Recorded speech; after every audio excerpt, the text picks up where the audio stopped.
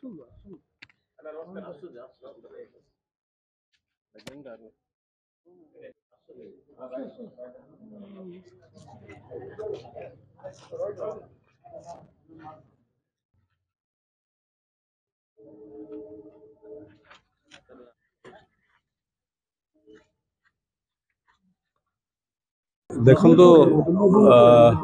କାଲି ଆମର ଜଣେ ବିଜେଡିର ସରପଞ୍ଚ ଏବଂ ଯିଏ ଆମର ବିଜୁ ଜନତା ଦଳର ଯୁବ ସମ୍ପାଦକ ଥିଲେ ଏବଂ ତା ସହିତ ଆଉ ଜଣେ ଆମର ଯିଏ ବିଜେପିରୁ ଜିଲ୍ଲା ପରିଷଦ ସଭ୍ୟ ଠିଆ ହେଇଥିଲେ ଏବଂ ନିର୍ବାଚନ ସମୟରେ ସେ ଆମ ଦଳରେ ମିଶିଥିଲେ ଆମର ଯୁବ ନେତା ବଣ୍ଟି ଆମର ସୁଭାଶିଷ ସାହୁ ଏବଂ ଅଜିତ ରାଉଳ এই দুই জনଙ୍କୁ পুলিশ ଅଟକ ରଖିଥିବା କଥା ଆମେ ଶୁଣିଲୁ ଏବଂ କ'ଣ ସତ୍ୟାସତ୍ୟ ଜାଣିବା ପାଇଁ ଆମେ ଏସ୍ପି ସାର୍ ପାଖକୁ ଆମେ ଆସିଥିଲୁ ସମସ୍ତେ ମିଶିକି ସ୍ଥାନୀୟ ନେତୃମଣ୍ଡଳୀ ଏବଂ ଆମ ଜିଲ୍ଲା ପରିଷଦ ଭାଇସ୍ ଚେୟାରମ୍ୟାନ୍ ସମସ୍ତେ ମିଶିକି ଆମେ ଆସିଥିଲୁ ପ୍ରକୃତ ସତ୍ୟାସତ୍ୟ କଥା ଜାଣିବା ପାଇଁ ଏବଂ ଆମେ ଏସ୍ପି ମହୋଦୟଙ୍କୁ ମଧ୍ୟ ଅନୁରୋଧ କରୁଛୁ ଯାହା ନ୍ୟାୟସଙ୍ଗତ ଯେଉଁଟା ଆଇନସଙ୍ଗତ ଯିଏ ନିର୍ଦ୍ଦୋଷୀ ସେ ଦଣ୍ଡ ନ ପାଉ ଏବଂ ଦୋଷୀ କ'ଣ ସେ ନ ଯାଉ ତା ସହିତ ମଧ୍ୟ ଏ କଥା ଆଜି ଉପୁଜିବାର କାରଣ ମଧ୍ୟ ଅବଗତ କରିଥିଲୁ ନିର୍ବାଚନ ପରଠୁ ବାରମ୍ବାର ଯେଉଁଭଳି ଭାବେ ସେଇ ଗୋଳନ୍ଥରା ଅଞ୍ଚଳରେ ଆମର ହଳଦିଆପଦର ଗୋଳନ୍ଥରା ଅଞ୍ଚଳ ଯେଉଁଭଳି ଭାବେ ରାଜନୈତିକ ଆକ୍ରୋଶ କରିକି ଯେଉଁଭଳି ଭାବେ ଚାଲିଛି ଦୀର୍ଘ 8 ମାସ ହେଲା ଇଏ ହେଉଛି ମୁଁ ଭାବୁଛି ତାର ଏଇ ପ୍ରତିଫଳନ ହେଇଥାଇପାରେ କାରଣ ମୁଁ ଏ କଥା କହିଲେ ମଧ୍ୟ ଯେଉଁମାନେ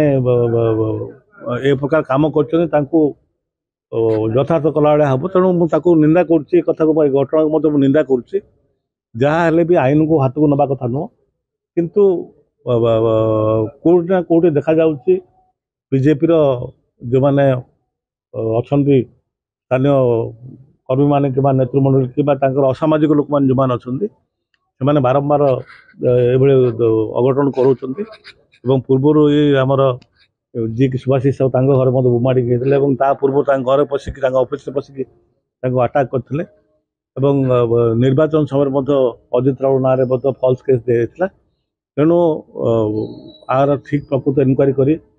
ସରକାରଙ୍କର ବଶଭୂତ ନ ହୋଇ କିଛି କାର୍ଯ୍ୟକ୍ରମ ପନ୍ଥା ନ ନିଅନ୍ତୁ ସେ କଥା ଆମେ ଏସ୍ପି ମହୋଦୟଙ୍କୁ ଅନୁରୋଧ କରିଥିଲୁ ଏବଂ ବିନା କିଛି ଭୁଲ କାମ ନ କରି ଦୋଷ ନ କରି କୌଣସି ବ୍ୟକ୍ତି ଆମର ଦଳର ହଉ କିମ୍ବା ସାଧାରଣ ଲୋକ ଦଣ୍ଡ ନ ପାଉ ସେ କଥା ଆମେ ଅବଗତ କରାଇଛୁ ସେ କଥା ତ ମୁଁ ଆପଣଙ୍କ ପାଖରେ ମୁଁ ଯାହା ଶୁଣିଛି ତାଙ୍କୁ ଅଟକ ରଖାଯାଇଛି ଏବଂ ଅଟକ ରଖିଛନ୍ତି ନାହିଁ ସେ ଅଫିସିଆଲି ସେ କଥା କହିଛନ୍ତି ନାହିଁ ମୁଁ ସେ କଥା ଜାଣିନି କିନ୍ତୁ ସେ ବିଷୟରେ ଆମର ଆଲୋଚନା ହେଇନି କିମ୍ବା ଆମେ ତାଙ୍କୁ ପଚାରିନୁ ଆପଣ ଆରେଷ୍ଟ କରିଛନ୍ତି ନାହିଁ ଆମେ ପଚାରିନୁ କିନ୍ତୁ ମୁଁ ଯାହା ଖବର ପାଇଛି ତାଙ୍କୁ ଗୋଳନ୍ଥରା ଥାନାରେ ଅଟକ ରଖାଯାଇଛି ମେ ବି ମୁଁ ଯାହା ଶୁଣିବା ପାଇଁ ପାଇଲି ଯେହେତୁ ତାଙ୍କ ଘରେ 2 ଦିନ ତଳେ ବୋମାଣ୍ଡିଂ ହେଇଥିଲା ତାଙ୍କୁ ଡାକିବାର ସେ କାରଣ ଯୋଗୁଁ ଯାଇଥିଲେ ଏବଂ ଅଜିତ ରାଉଳ ମଧ୍ୟ ଡାକିବା ଯୋଗୁଁ ସେ ଥାନାକୁ ଯାଇଥିଲେ କାରଣ ଏମାନେ ଭୁଲ କରିନାହାନ୍ତି ବୋଲି ଥାନାକୁ ଯାଇଥିଲେ ତେଣୁ ପୋଲିସ ତାର ଇନକ୍ୱାରି କରୁଛି ଏବଂ ସେ ଯାହା ନିଷ୍ପତ୍ତି କରିବେ କିନ୍ତୁ ପୋଲିସ ପ୍ରଶାସନକୁ ମୋର ଅନୁରୋଧ ରହିବ ଆପଣମାନଙ୍କ ମାଧ୍ୟମରେ ଯେ ସରକାରଙ୍କର ବଶବର୍ତ୍ତୀ ହେଇ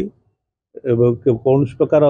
ନିର୍ଦ୍ଦୋଷୀକୁ ଦଣ୍ଡ ନ ଦିଆଯାଉ ଦେଖନ୍ତୁ ମୁଁ ଯେଉଁ କହିଲି ଦଣ୍ଡ ନ ଦିଆଯାଉ ମାନେ ଦଣ୍ଡ ତ କୋର୍ଟ ଦେବେ କିନ୍ତୁ ବର୍ତ୍ତମାନ ଅବସ୍ଥା ଏମିତି ହେଇଛି ଆପଣଙ୍କର ଚାର୍ଜସିଟ୍ ମାଧ୍ୟମରେ ଏଫଆଇଆର୍ ମାଧ୍ୟମରେ ଆପଣ ଯଦି ତାକୁ ଲେଖି ଦେଉଛନ୍ତି ତାହେଲେ ତାଙ୍କୁ ବେଲ୍ ହେବାଟା ମଧ୍ୟ କଷ୍ଟ ହେଉଛି ଜଣେ ସାଧାରଣ ଲୋକ ଜେଲକୁ ଗଲା ମାନେ ସେ ଦୋଷୀ ସାବ୍ୟସ୍ତ ହେଲା ଭଳିଆ ହେଇଯାଉଛି ବର୍ତ୍ତମାନ ଆମର ନ୍ୟାୟିକ ଅବସ୍ଥା ଯାହା ରହିଛି ତେଣୁ ପ୍ରଥମତଃ ପ୍ରିଲିମିନାରୀ ଡ୍ୟୁଟି ରହୁଛି ପୋଲିସ ପ୍ରଶାସନ ଯାହା ଲେଖିକି ଦେବେ କିମ୍ବା ଯେଉଁ କହନ୍ତି ଚାର୍ଜସିଟ୍ ଦେବେ ତାକୁ ଆଧାର କରିକି ସେମାନେ ପ୍ରଥମେ ଭିତରକୁ ପଳେଇବେ ନା ଭିତରକୁ ପଳେଇଲା ମାନେ ଆମ ଲୋକଲୋଚନ ଜନସାଧାରଣଙ୍କ ନଜରରେ ଗୋଟେ ସେ ଦୋଷୀ ବୋଲି ଆମେ ମାନି ନେଉଛେ ତେଣୁ ସେଭଳି କିଛି ଘଟଣା ନ ଘଟୁ ସେ କଥା ଆମେ ଅନୁରୋଧ କରିଥିଲୁ କାରଣ ସମସ୍ତ ନେତୃମଣ୍ଡଳୀ ମଧ୍ୟ ଆଜି ଉତ୍କ୍ଷିପ୍ତ ହୋଇଥିଲେ ଏବଂ ସେମାନେ ମଧ୍ୟ ଥାନା ଘେରାଉ କରିବା କିମ୍ବା ଏସ୍ପିଙ୍କୁ ମେମୋରାଣ୍ଡମ୍ ଦେବା ସେ କଥା ଚିନ୍ତା କରୁଥିଲେ କିନ୍ତୁ ଆମେ ନିଷ୍ପତ୍ତି ନେଇଥିଲୁ ଆମେ ପ୍ରଥମ 3-4 ଜଣ ଯାଇ ସ୍ଥାନୀୟ ନେତୃମଣ୍ଡଳୀ ଯାଇ ଆମେ କଥାବାର୍ତ୍ତା ହେଇକି ଆସିବୁ ତେଣୁ ଆମେ ଆଶା କରୁଛୁ ଏବଂ ପୋଲିସ ପ୍ରଶାସନଠୁ ସେମାନେ ଉଚିତ ନ୍ୟାୟ ଦେବେ ବୋଲି ଆମେ ଆଶା ରଖୁଛୁ ଦେଖନ୍ତୁ କିଏ ଆକ୍ରମଣ କରିଛି ଆମେ ତ ସେ କଥା ଘଟଣା ଜାଣିନୁ ଆମେ ତ ସେ କଥା କହୁଛୁ ଯେଉଁମାନେ ଆକ୍ରମଣ କରିଛନ୍ତି ସେ ଘଟଣାକୁ ଆମେ ନିନ୍ଦା କରୁଛୁ ଏବଂ ସେମାନଙ୍କୁ ମଧ୍ୟ ଆଇନ ଅନୁସାରେ ତାଙ୍କୁ ଦଣ୍ଡ ଦିଆଯାଉ ଆମେ ସେ କଥା କହୁଛୁ କିନ୍ତୁ ପୂର୍ବରୁ ଯେଉଁମାନେ ସବୁ ଏକ ଘଟଣା ମଧ୍ୟ କରୁଛନ୍ତି ସେମାନଙ୍କୁ ଗିରଫ କରାଯାଏନି। ଯେଉଁମାନେ ବଣ୍ଟି ଆମର